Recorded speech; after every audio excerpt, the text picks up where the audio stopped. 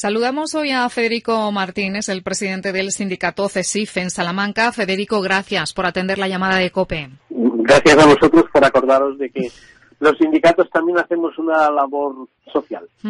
Bueno, importante labor social.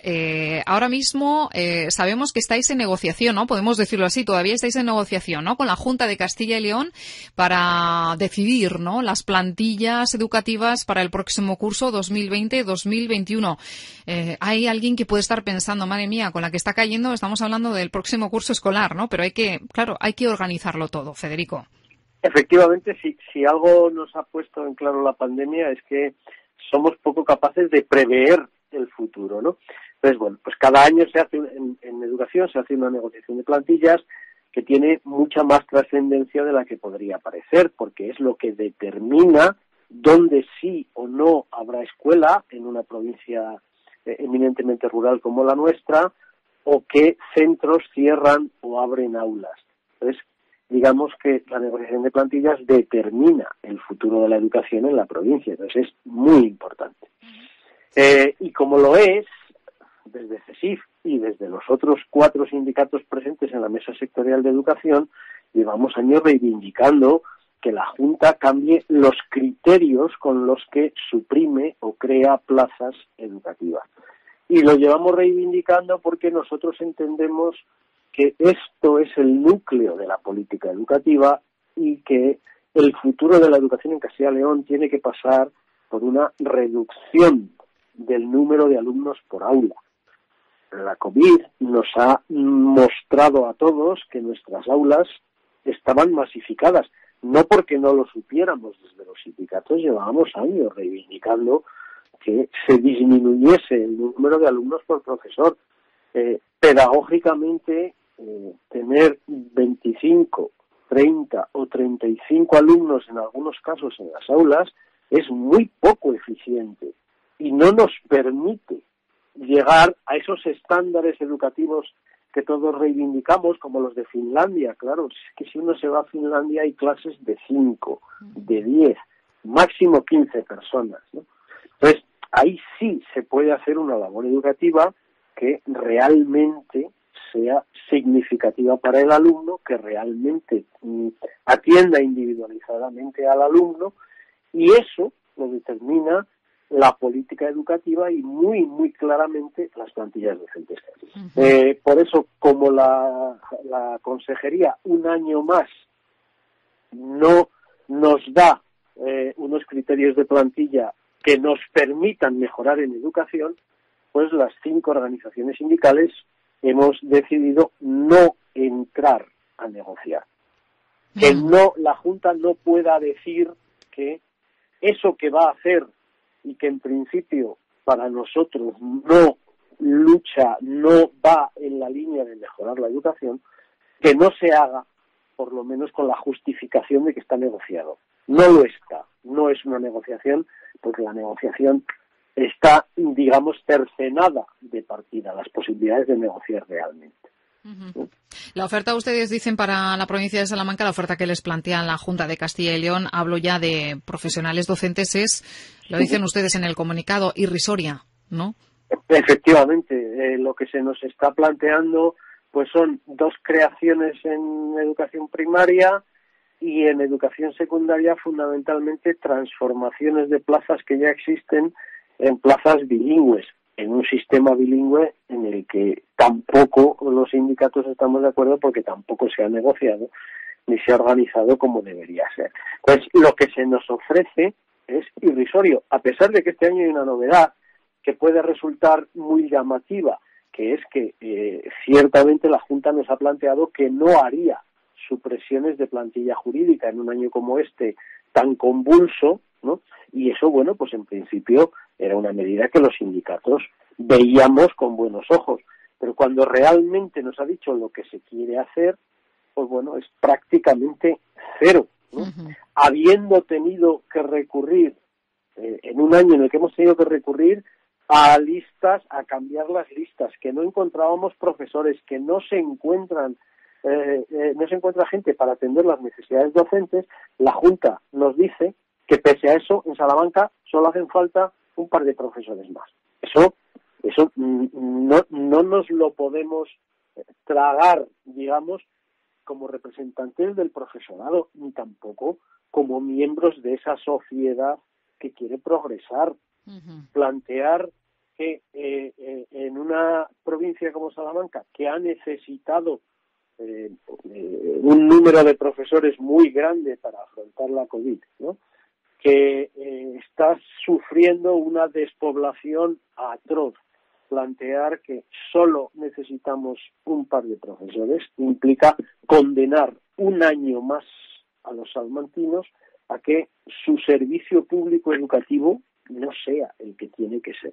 Y por eso, bueno, pues los sindicatos hemos dicho basta, o nos planteáis unos criterios diferentes que nos permitan realmente ver cuáles son las necesidades del sistema, o, pues bueno, por lo menos no será con nuestro consentimiento, con nuestra firma, o no será diciendo lo hemos negociado con vosotros.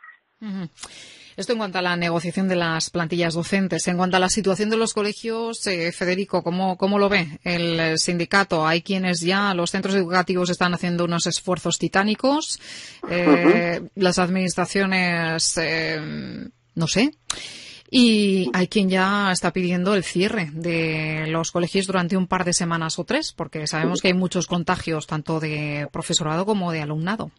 Claro, de hecho nosotros lo que pedíamos es, por favor, que no se abran los colegios hasta que no veamos cuál es la repercusión real de esas navidades, digamos, tan poco responsables que hemos tenido, ¿no? Todo el mundo tenía claro hacia finales de diciembre, primeros de enero, que íbamos a sufrir un aumento de casos muy significativo. Desde SIF lo que planteamos a la Administración es que no se abrieran las aulas el día 11 como se planteó, sino que se esperase a abrir las aulas al menos una primera semana para ver cuál era la evolución real y evitar que en un contexto de difusión social de la pandemia los centros educativos, que gracias a el esfuerzo de todos los profesionales de la educación habían sido modélicos en cuanto a que no se estaba produciendo contagio en los centros educativos, no estaban siendo, la repercusión de la pandemia en los centros educativos no estaba siendo muy importante, pues nosotros lo que pedíamos es, vamos a retrasar ese inicio, vamos a hacer que la presencialidad sea segura, con filtros EPA, con medidores de CO2, extremando las medidas y dotando a los centros de los recursos humanos y técnicos necesarios para que en una ola de frío como la que se preveía, que nos iba a impedir ventilar, que es una de las medidas, digamos, más eficaces, no se abriese. La Consejería desoyó nuestras indicaciones. ¿Qué ha sucedido? Pues que desafortunadamente teníamos razón, que ante la difusión social de la pandemia nos hemos encontrado con que en todas las aulas hay alumnos o profesores que tienen algún tipo de contacto con gente que está afectada por COVID. Entonces, estamos cerrando aulas, cuarentenando aulas, incluso estamos no cuarentenando aulas que tendrían que estar en cuarentena, ¿no? Estamos con falta de profesores, con profesorado que tiene que quedarse en sus casas porque está afectado, con dificultades para sustituirles. Todo esto a 15 días de haber iniciado el curso podría haberse evitado, ¿no?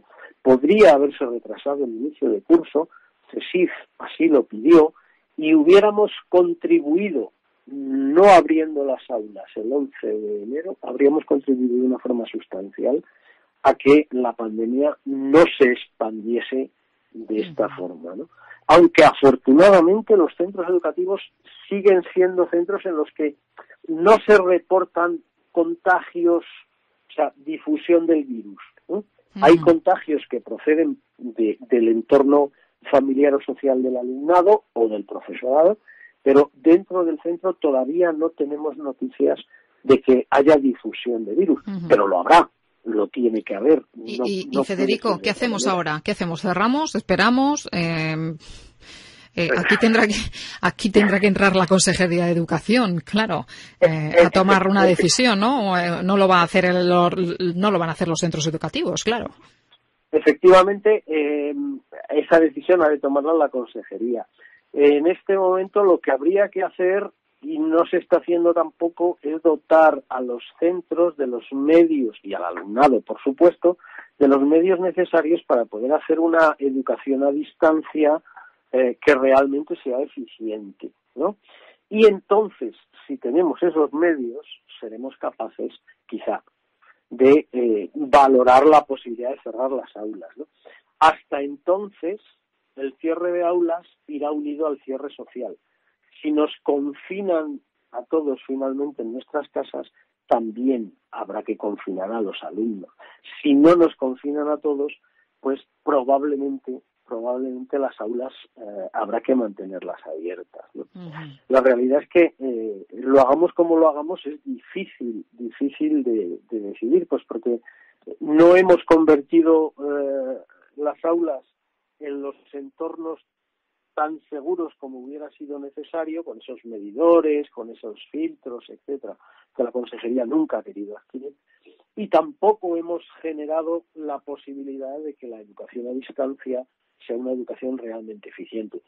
Entonces, probablemente vamos a tener que mantener la educación presencial si socialmente eso es posible. Y Federico, una última cuestión ya en el tema más sanitario. Hay críticas, se vierten críticas desde Salamanca diciendo, bueno, pues que se ha vacunado con el tema de la vacunación. Se ha vacunado al 90% de los profesionales de atención primaria, de los centros de salud, que vamos a recordar que prácticamente casi nadie pisa por los centros de salud, casi todo se hace por cita previa y muchas consultas son telefónicas, y solamente se ha vacunado entre un 10 y un 15% de los profesionales de atención hospitalaria, que vamos a recordar que al final todos los enfermos de coronavirus, de otras patologías también, suelen terminar, digamos, en el hospital. Desde CSIC, ¿cómo se valora esto? Pues evidentemente el que se vacune al personal de atención primaria nos parece estupendo, pero también debería haberse vacunado ya al de atención especializada. O sea, la cuestión es que la planificación de las vacunas o la ejecución de las vacunas no se ha hecho como inicialmente entendíamos que debería hacerse. A estas alturas los profesionales de la sanidad deberían estar vacunados absolutamente todos, pues porque les estamos pidiendo pues por ejemplo que se vengan desde el hospital de Béjar, que dejen allí de tener consultas allí y vengan aquí a atender enfermos COVID. Por tanto, al final todos van a tener contacto con personal con enfermos COVID. Habría que haberles vacunado ya y habría que haber hecho un esfuerzo mayor porque los equipos de vacunación tuviesen mayores capacidades. Al final volvemos al mismo sitio. Los equipos de vacunación no son personal añadido. Con el personal que ya teníamos hemos constituido esos equipos de vacunación. Por tanto, para ir a vacunar están generando otro hueco en algún sitio, ¿no?